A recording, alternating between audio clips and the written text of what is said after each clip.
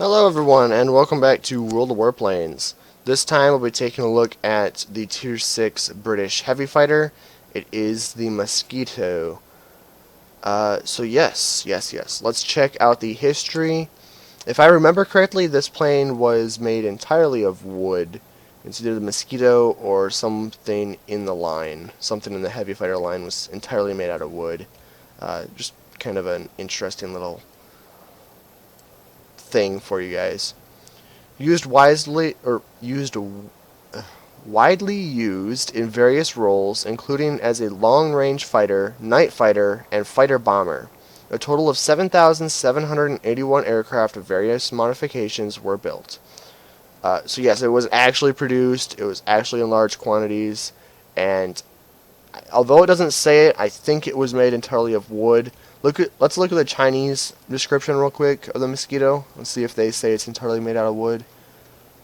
Canadian-built version of the Mosquito FB6. A significant number of the Mosquito FB Mark 26s were delivered to China after the end of the war against Japan. Okay. Again, they don't say anything about made entirely of wood. But if you guys know, please leave it in the description. Or in the comment section. Please let me know if this was entirely made out of wood, so I'm not losing my mind. But I feel like there was at least one British plane that was made entirely of wood, and I think it was the Mosquito. But don't quote me on that because obviously I don't know entirely. So let's see what Wargaming has to say about this plane real quick. First off, it's got powerful machine gun and autocannon armament effective against aircraft with high survivability. You are a heavy fighter, so that's kind of what is expected of you. But if you look, before we even go into the upgrades, this is a scary sight. You got 1, 2, 3, 4 guns sitting right there. 1, 2, 3, 4 guns sitting right there. You have 8 nose-mounted guns. So let's check out what it has to say. You have 4.303 Browning machine guns. They're not the greatest, right? But you have 4 of them, and that is quite significant. You're getting the firepower of some light fighters just in this. But then on top of that, you're getting 420 mil guns, and that is significant. You have a crap ton of firepower. And just like the ME410, unfortunately, this doesn't have quite as much poundage for its gun armament, but this is nothing to be scoffed at. This is a very significant amount of firepower, and it is very adequate for what you need it to do. Next, effective against armored targets or armored aircraft with high survivability, so bombers and GA. Here's a little stipulant. Against bombers, okay. But against human bombers, don't bother in this plane, and that's for a reason we will get to later on in this showcase review. But against GA, absolutely. You will absolutely decimate any GA. But just be very selective with which bombers you go after, because for reasons we will get to later on in this review, this plane does not do well against bombers. But not because of the guns. The guns will chew up a bomber if you can get them in their sights, but it's for a different reason. Good survivability, but large dimensions of vulnerable engine. I feel like this is the same thing with all heavy fighters, pretty generic. High airspeed, long-lasting boost. It's like 20 seconds boost, something like that. So yes, very good. And it does have good airspeed, as long as you're in its altitude performance. Ineffective in maneuvering combat. You're a heavy fighter, duh. Effective in mid-altitude combat and in destroying small amounts of ground targets. See, okay. So, the Mosquito, they say that it's effective in mid-altitude combat, but they say the same thing about the ME410. And the ME410 obviously does not do well just at mid-altitude. It does really well at high altitudes as well. So, I don't really agree with that system. But in this plane, it makes sense. It is pretty decent mid-altitude, but its altitude performance is probably one of its greatest hindrances with an optimum altitude of only 5,000 feet. For a heavy fighter, that is pretty tragic. Getting anywhere near bombers, especially when human bombers can go up to 10,000, 12,000 feet, you simply will never get to them. If you spend the entire battle trying to get up that high, you just won't get up there. And if you do, it's just you're going to get a burst or two in at most to the bomber the whole battle. It just is not worth it. If you are outside of your optimum altitude, this thing becomes an absolute slug. So I recommend staying at your optimum altitude or below the entire battle. And that is just because as soon as you get in the yellow zone with this plane, you become an absolute slug. All your flight characteristics just die. It's like you go from being in the white to being in the red, even though you're only in the yellow. And for most planes, usually if you're in the yellow, it's not that big of a deal. You can still make it work pretty well. But for some reason, these British heavy fighters just die. Like, as soon as they get to that yellow zone, it just, like, all their flight characteristics are just gone. Like, except for its gun. Its gun still works fine. But if you don't have your airspeed, if you don't have anything, you just can't do anything. And so I just remember to stay in your optimum altitude performance, just because this plane does not do well at high altitude, which is very tragic. But if you want to play a plane that has really good altitude performance, then that's where you want to play the ME410 and the Lightning, the P-38J Lightning. Those planes have fantastic altitude performance, and when they're in the yellow zone, it doesn't really matter. They can still perform just as well. So, just keep that in mind. This is a low altitude heavy fighter. It's the lowest heavy fighter at tier 6. Except for maybe the XP50. I really don't know anything about the XP50 for the most part, so maybe that one has worse altitude performance. But for a heavy fighter, this one is very terrible at altitude performance. Now, effective in destroying small amounts of ground targets. You do have quite a few guns, right? So you can deal with ground targets with your guns. But you really shouldn't be shooting ground targets with your guns. Instead, they give you 8 rockets and 2 500-pound bombs. So this plane has a lot of ordnance, and these rockets, I'll pop them up so you can look at them, and the bombs as well. The bombs do 4,300 damage a piece with 246 damage radius in feet. That is very exceptional.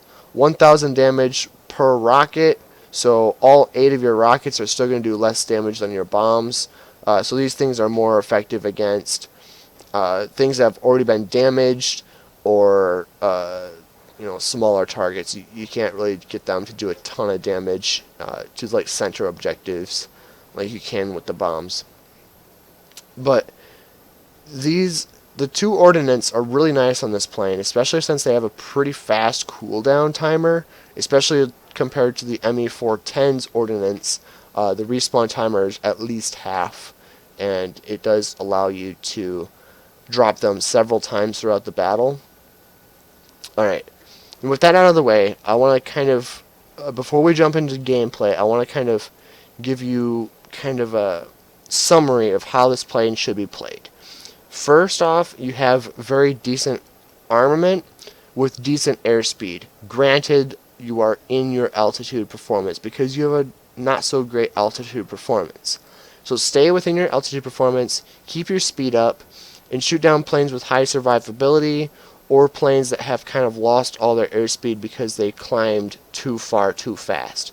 They're pretty easy kills as well. But another thing that needs to not be underestimated is your rocket and your bomb potential, because they can actually destroy ground targets very well. So that's going to kind of make you have to play low altitude anyway. And that's really where this plane shines. You destroy GAs super well. You drop your bombs and rockets on targets several times throughout the battle. Factories are no issue for you. In fact, if there's a factory on the enemy team, go to it, because you can destroy the GAs that go there, and then any damage they do to ground targets, you can use your ordnance to finish it off. And this plane is a master at taking out factories. It is so great at taking factories. And the fast reload timer of the ordnance makes it very exceptional at that. But this is just a unique heavy fighter. It doesn't play like other heavy fighters at the tier, and that's why it took a little while to get used to. But once you do get used to it, it does work very well. Alright, with that being said, let's check out the service department real quick. I'm using standard because I played this plane before I started going on my universal ammo frenzy. But that's just because now I actually have credits. I'm actually starting to lose it now. I'm getting really close to a couple more tier 10 planes, and so I'm really going to run out of credits here pretty soon. But for now, I still have credits, so universal ammo works. Make sure you have your bombs and rockets, and then I don't do fire extinguishers. You guys all know why. But choose what works best for you, not just what I have. Alright, so now we have taken a look at the path. This one you probably already have researched because it's on a lot of different planes, including the previous planes in the line. And these bombs are the same ones you get on the bow fighter, so you should have these ones researched already as well. These rockets also are on the bow fighter, so you shouldn't have to research these two modules if you fully upgraded your bow fighter. So don't worry about those ones that should already be researched. Your machine gun or your cannons you will have to research. Of course, your airframe you're going to have to research. This one goes on the Spitfire 9, so if you have that one, you won't have to research this one. Otherwise, you will have to. And this engine is exclusive to the Mosquito. So that means the guns, the airframe, and the engine are what you're going to have to research. And the first thing I would suggest, get your guns, because these 20s are the bread and butter of your firepower. So make sure you have your 20s. I'll pop up the stats on these guns real quick. I won't go over them, but if you want to look at the stats of these two guns and how they compare, I'll also pop up the information for the previous module, so you can compare those as well while I'm talking. But then after you get the guns, I would suggest getting the engine.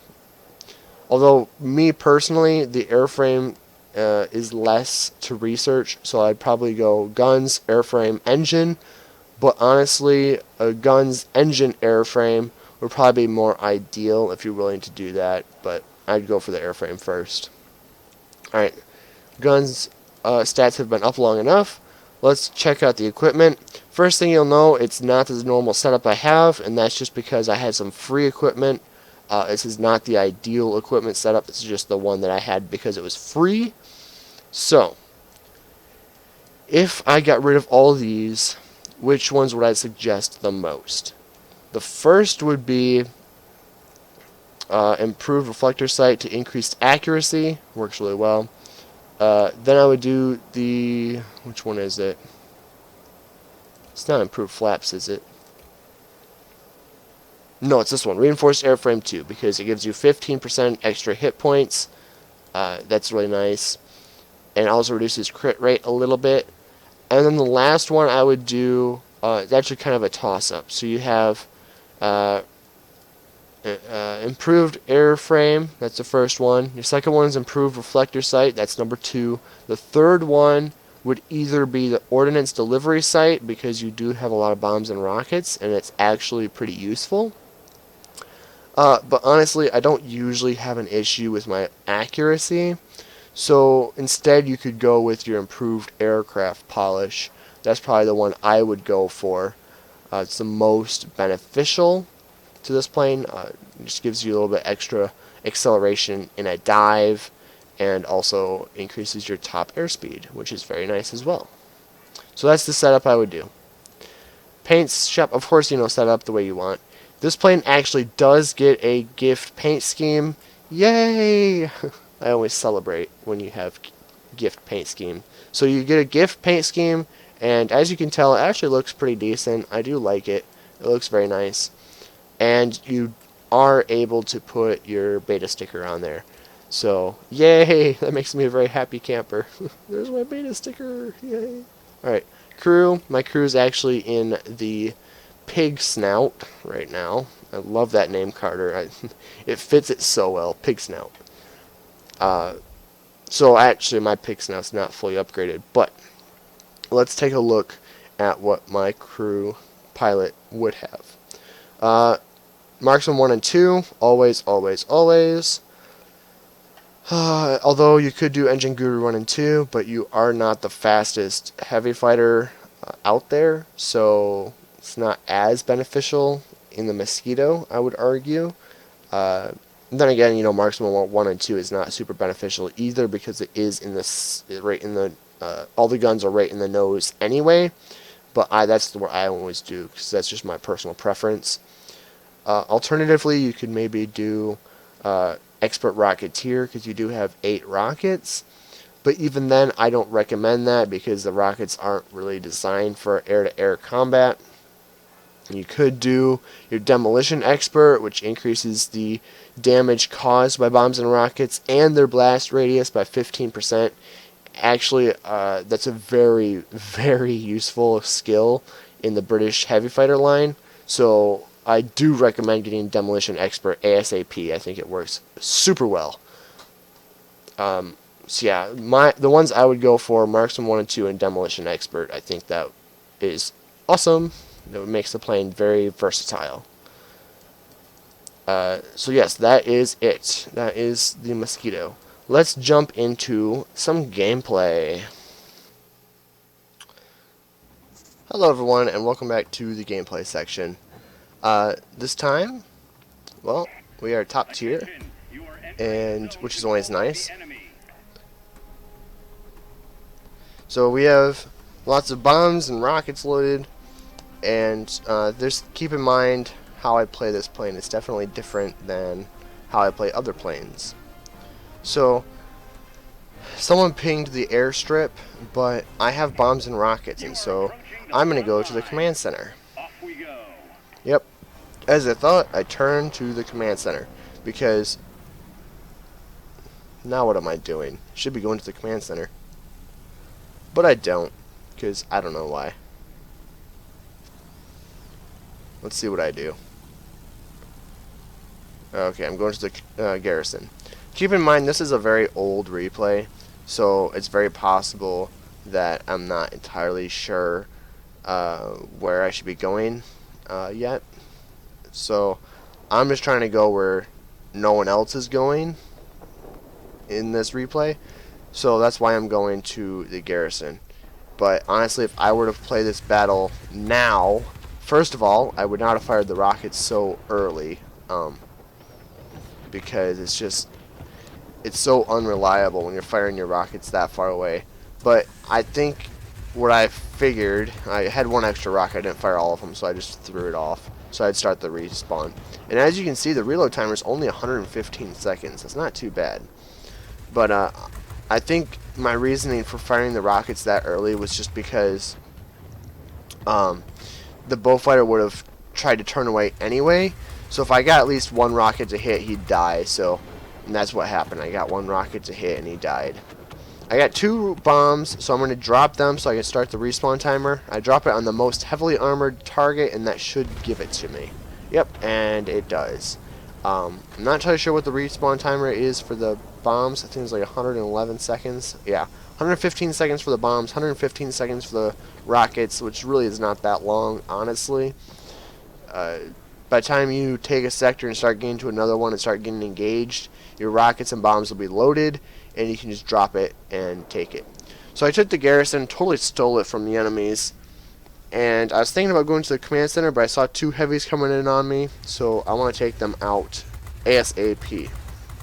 Here comes a Mosquito. Almost got him. As you can tell, obviously the guns are weaker than the ME-410, but this plane has, its speciality is its bombs and rockets. That's really where it excels in. So now we have a bomber strike squadron coming through, so we're going to take them out. Again, pretty boring situation. I don't like shooting down bomber strike formations, but You gotta do what you gotta do.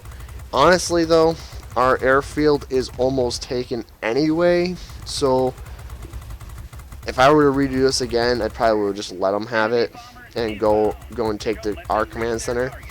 But honestly, I'm basically neutralizing their command center by destroying the bombers. So whatever. I don't know. It's an old replay. What can I say?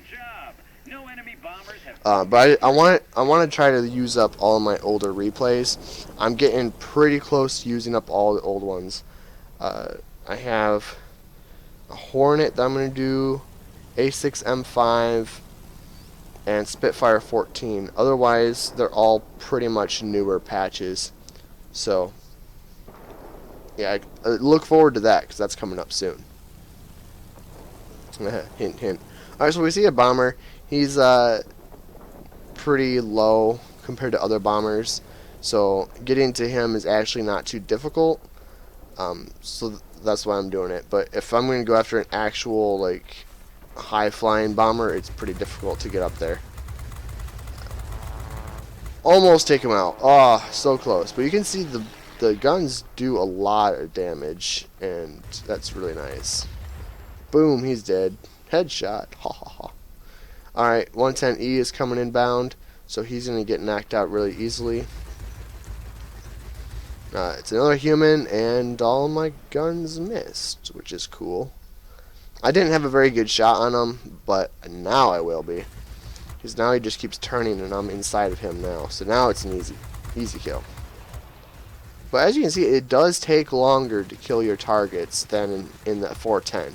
If you saw that review that I posted yesterday of the 410, you can definitely compare their playstyles. You can see how I'm flying them comparatively and such. The bombers are almost at our airfield, so it's time to take them out, which is cool.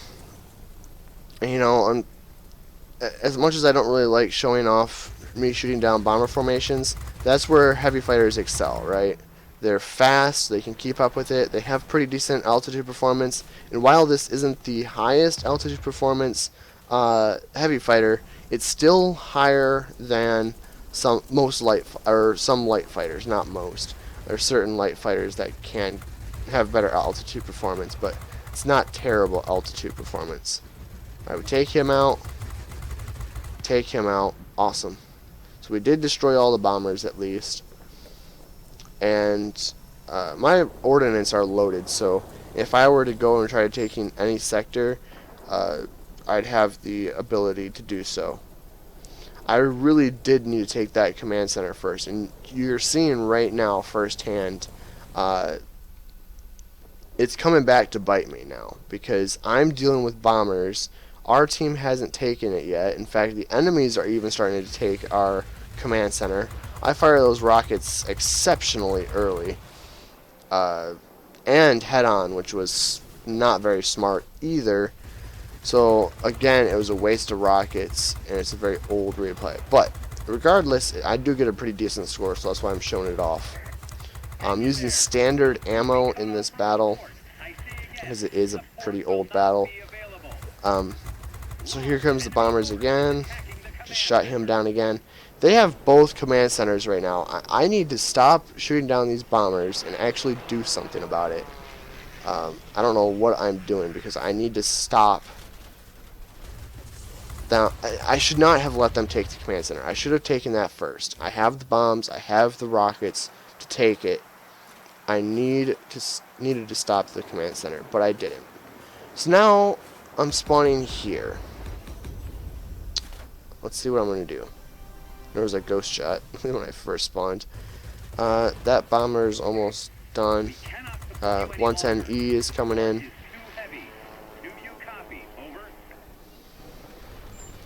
Alright, squall line. So at least I can squall him. Let's see what we can do against that.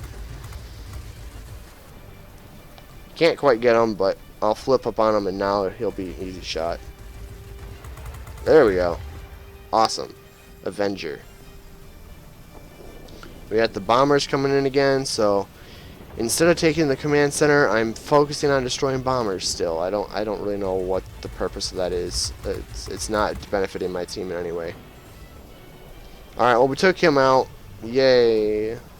Yay. Super yay. Um, yeah, we're going to go after these bombers again.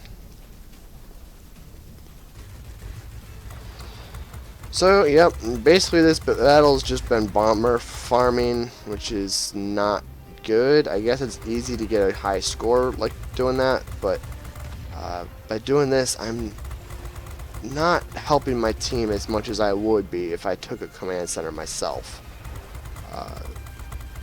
If I took a command center and then started shooting down their bombers, that would be useful to the team, because then it forces the enemy to either deal with the bombers that our command center is sending to them, or we will just start taking all the sectors really easily with our bombers.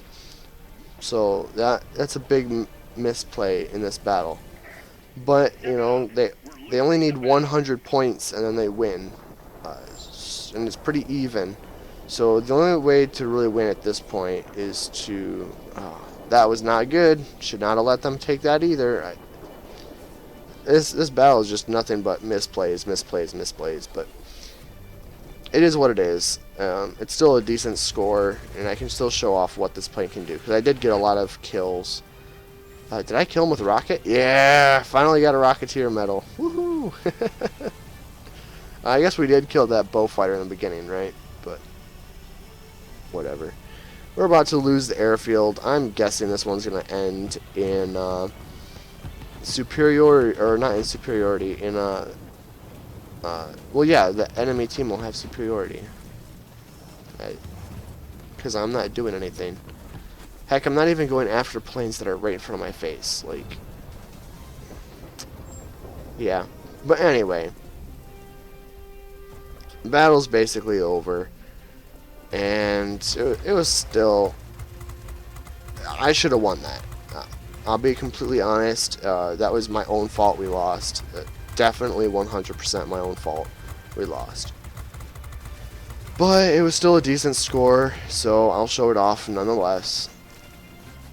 If I go back to this plane, maybe I could probably get 20,000. Now that it's taken me a long time to really learn how to play the British heavy fighters, though.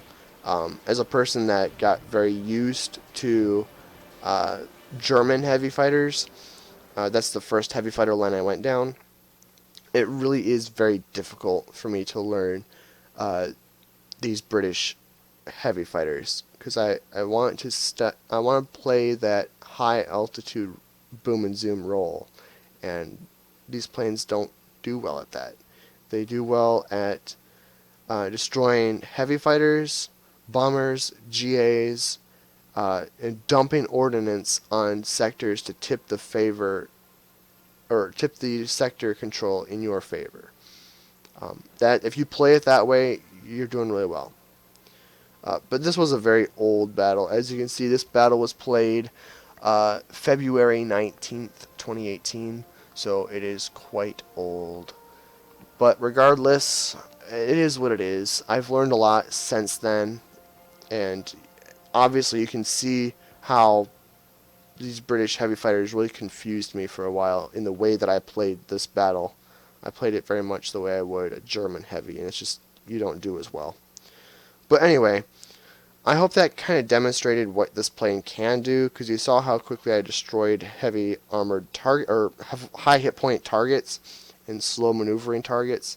But if I were to play that battle again, it would have been a victory, 100%. I just know it would have been a victory, because of the way that I play the game now. But that is the Mosquito. It is a fun plane as long as you understand that using the bombs and rockets against targets, armored targets, to tip the battle in your favor does work very well. With that being said, I hope you guys leave comments down below. Let me know what works for you guys in the Mosquito. Do you guys enjoy it, or do you prefer the ME410? Obviously, I think you guys are going to say 410, but regardless. Alright, I hope you guys have a great day, and I'll catch you next time.